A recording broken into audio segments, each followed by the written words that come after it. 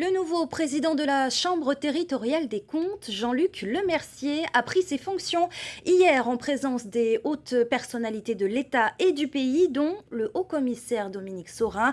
Jean-Luc Lemercier vient remplacer Jean Lachkar à la tête de la CTC et on l'accueille sur ce plateau. Jean-Luc Lemercier, bonsoir. Bonsoir. Bienvenue en Polynésie. La Polynésie, justement, vous ne venez pas en terrain inconnu, puisque vous êtes né à Papeete et avez passé une partie de votre enfance à Taravao.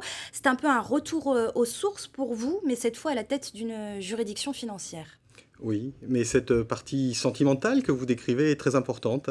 Je suis particulièrement content d'être sur ce territoire que j'ai connu dans mon enfance et où j'y ai grandi heureux.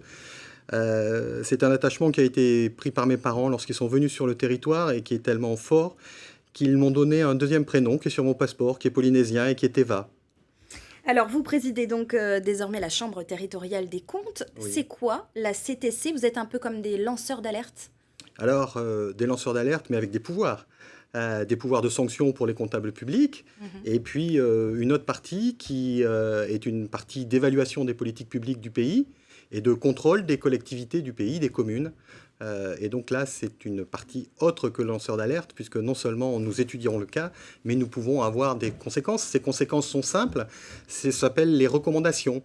Aujourd'hui, près de 70% des recommandations faites par la Chambre sont suivies. Donc ça veut dire que l'action de la Chambre est, comme je l'ai dit hier, écoutée. Alors, vous soulignez tout de même rarement ce qui est positif. Est-ce qu'on aurait tort d'avoir peur de vous? On a tort d'avoir peur de vous, d'avoir peur de nous, puisque nous sommes humains, vous voyez, donc il n'y a pas de souci.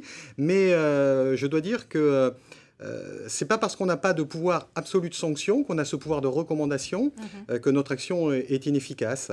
Donc on essaie de faire notre travail à travers l'exercice que j'ai commencé maintenant, c'est-à-dire un exercice de programmation. Je ne suis pas seul, il y a des magistrats, des vérificateurs, un personnel administratif. Voilà ce que c'est une chambre Environ territoriale. 14 personnes, il me C'est cela, semble, tout à fait. à la CTC en Tout à fait. Polynésie. Votre prédécesseur comptabilise 80 rapports et une centaine de recommandations. Quelle sera, vous, votre priorité?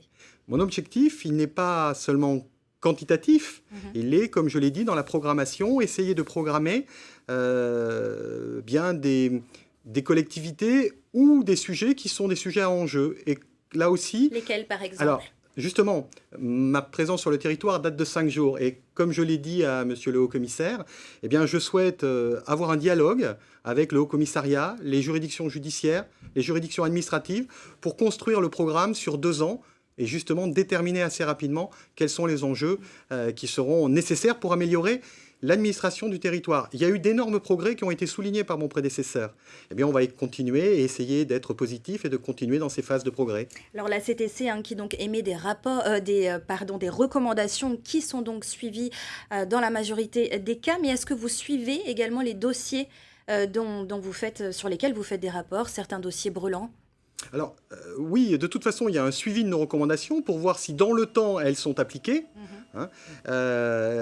Et puis, lorsque vous appelez... Est-ce qu'il y a une obligation, finalement, en fait, Non. de les suivre, ces recommandations? Non, mais comme il y a ce suivi de recommandations, au bout d'un moment, peut-être que le citoyen ne comprendrait pas pourquoi on n'écoute pas la CTC. Notre but, c'est pas d'empêcher la gestion publique d'agir. Notre but, c'est que finalement l'argent public soit bien dépensé avec un seul objectif, les services à la population. Il faut que la population ait les services au meilleur coût. C'est ça notre objectif.